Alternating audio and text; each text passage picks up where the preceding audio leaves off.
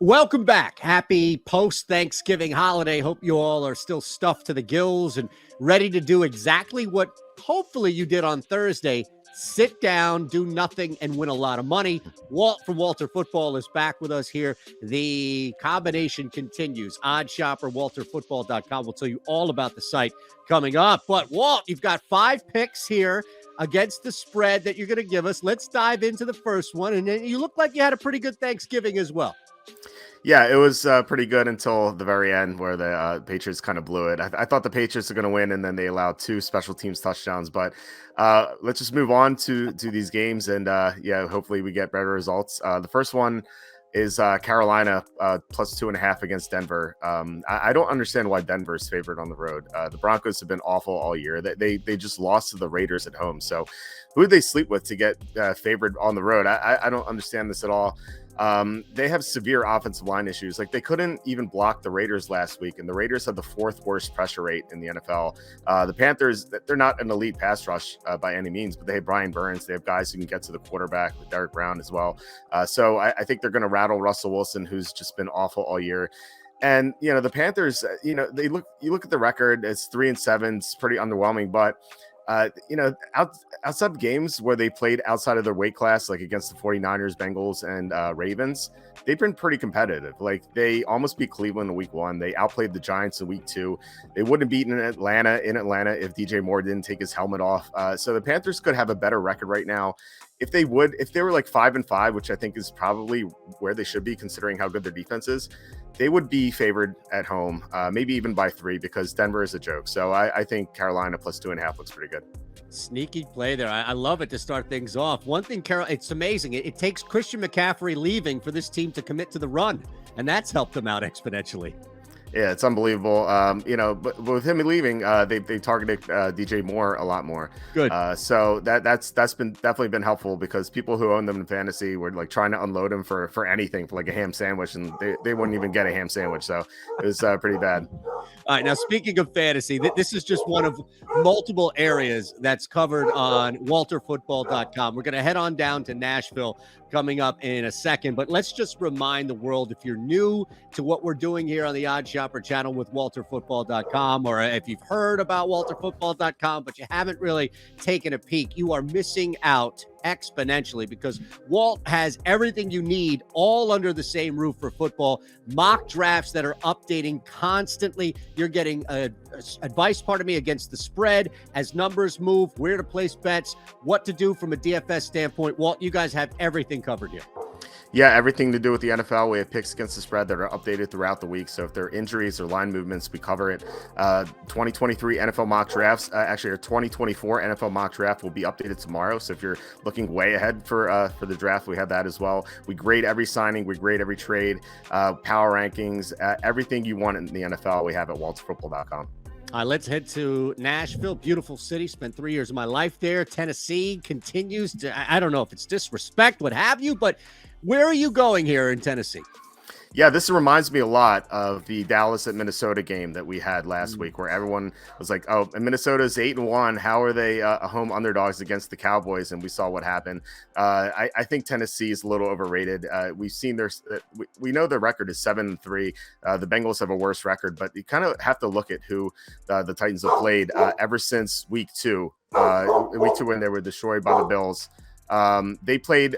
Let me ask you if you're impressed by this. They played the Raiders, the Colts, the Commanders with Carson Wentz, the Colts again, the Texans, then the Chiefs. Okay, that's their one good one tough game. Denver and then Green Bay. Does that sound like a team that's really 7-3 and one of the best teams in the NFL? I don't think so. No. And last week, Cincinnati really impressed me with their offensive line. Lyle Collins looked healthy for the first time all year. He kept TJ Watt out of the pocket. So I think that if that's not a fluke, I think Cincinnati is going to block Tennessee very well. And I think the Bengals are going to win this one. And it wouldn't surprise me at all if it's a blowout. Wow, blowout too to end that. So it sounds like the pup either really likes that or dislikes that. So I'm not sure if that's an omen or a good sign. Yeah, we have 2 dogs. They're probably arguing about this pick. So So I don't know which one's gonna be right, but hopefully the one that likes Cincinnati. All right, take us to Arizona now, Walt. Where are we heading?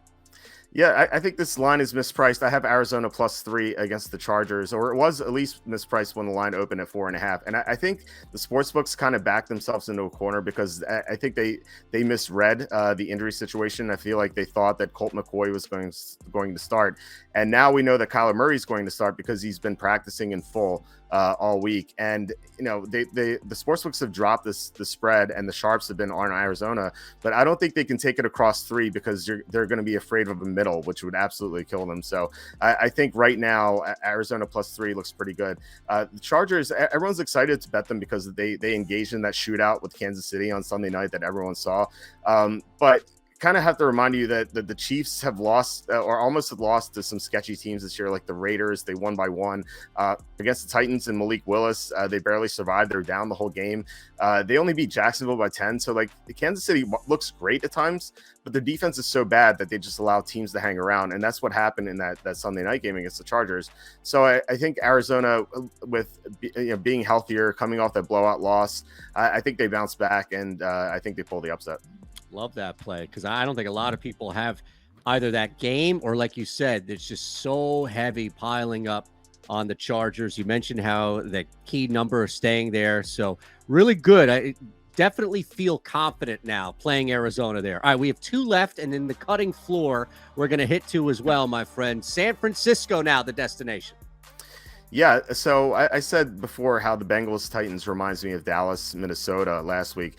This Saints, I have Saints +9.5 against the 49ers. This game reminds me of the Thanksgiving Cowboys game with the Giants, where the Cowboys are coming off that big statement win over the Vikings, and then they hosted the Giants, a team they already beat, and then they kind of didn't seem like they were interested until the second half when they kind of exploded.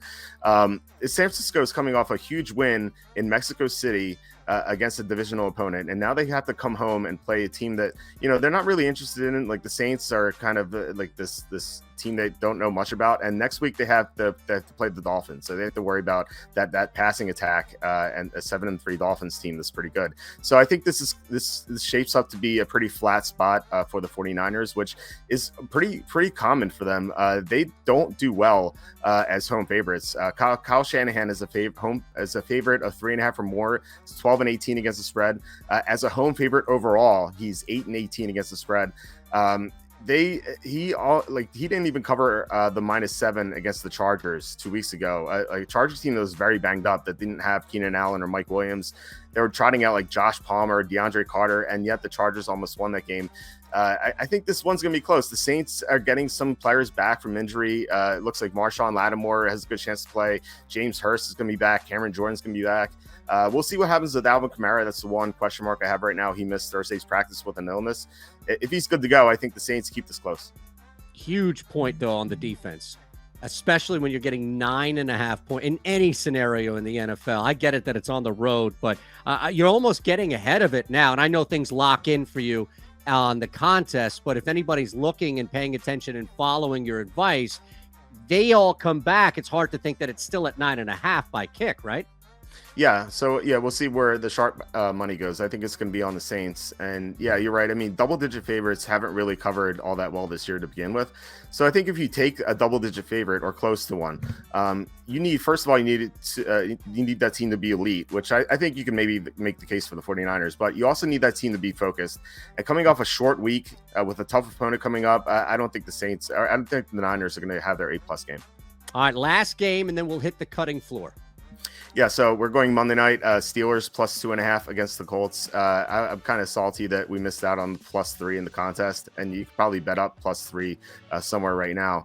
But the Steelers, I said this last week, and it was wrong, but I just think Cincinnati looked a lot better than we thought. But Pittsburgh with TJ Watt, they're a top 6 pass defense, whereas without him, they're 30th against the pass this year. So I think the Steelers are still mispriced. I think they're better than the Colts. The Colts can't block at all, and I know the Colts they won a couple of weeks ago against the Raiders. They would have lost that game if Foster Moreau catches that touchdown at the end, and then they almost beat the Eagles last week. But the Eagles, they just shot themselves in the foot so many times, and yet they still won. I think that looked pretty bad for the Colts. And so if I'm right about TJ Watt pressuring Matt Ryan, he's going to be in trouble in this game. Under pressure this year, he's thrown 3 touchdowns and 7 interceptions. That's so bad. I mean, if you look at like other terrible quarterbacks this year, like Baker Mayfield has a 2-2 touchdown to interception ratio. Carson Wentz 3-1 actually. Like the only quarterback I could find who was this bad touchdown to interception ratio under pressure was Zach Wilson. He's 1-5. So Matt Ryan under pressure has been a disaster this year, and I think the Steelers could create a ton of turnovers. And the Colts anyway, they haven't really beaten teams in blowouts this year. They've won 2 games by more than 3 this year, and those wins were by 7 and 5. So I think this is going to be close regardless. I think the Steelers are going to have a chance to win this game, and I think they will win outright. I love that, man. Absolutely. The spread killer is what we call Matt Ryan whenever he's laying points. Fantastic, man. All right, take us through the cutting floor. Was there a game or two, Walt, that did not make the final 5? Yeah, I was a little scared to bet these 2 games because they're huge favorites. And as I said before, the huge favorites have not done well this year. But the Dolphins at minus 13.5, that's moved to 14 in real life. The Texans are so bad. I wonder how they're going to run the ball. They can't run, and we saw what happened last week when they couldn't run. And I think Miami's pass rush is going to be a lot better with Bradley Chubb. I think Miami's a little underrated, even they're 7-3 right now, because people look at their pass defense ratings, which is really bad throughout the year, but it's going to be better with Chubb. So I think that Miami is a good play at 13.5. And then the Chiefs at 14.5. And this line's gone to, I think, 15 or 15.5. So something I like to do is just fade terrible teams starting their terrible backups. And the Rams might have their 3rd string quarterback in there, and they're already terrible to begin with. So I don't know how they're going to be competitive. I contradicting myself earlier from saying the Chiefs haven't been impressive this year, and they've almost lost to sketchy teams. But I really don't see how this one's going to be close. I know you can't on the contest, but real quick, 8 seconds max. Is this a first half KC play that you'd be interested in? Yeah, I love that because you negate the potential backdoor cover. I'm just curious. I always like to try to get into your mind as much as we can. And look, that's just a snippet of what you're getting at WalterFootball.com. So let's remind the world one more time before we get out of here and have another profitable week, my friend. What's happening at WalterFootball.com? Mock drafts, ATS information, DFS information. You're getting everything. Yeah, tons of football content, anything you want with the NFL. We also have college football picks against the spread. And then later on during draft season, we're going to have our draft props. We hit every single draft prop except for extreme long shots last year because Charlie Campbell is our senior NFL draft analyst. He knows, he talks to teams, he talks to GMs and front office people. It's insane. And I get texts 2 days before the draft. Team X is drafting this player for sure if he's there, and it happened. And that's why he nailed the first 10 picks of his mock draft. So it's something to look forward to in April. I can't wait to make money off of that. That alone, my friend. Walt, always a pleasure, my brother. We will see you again next week. Sounds good.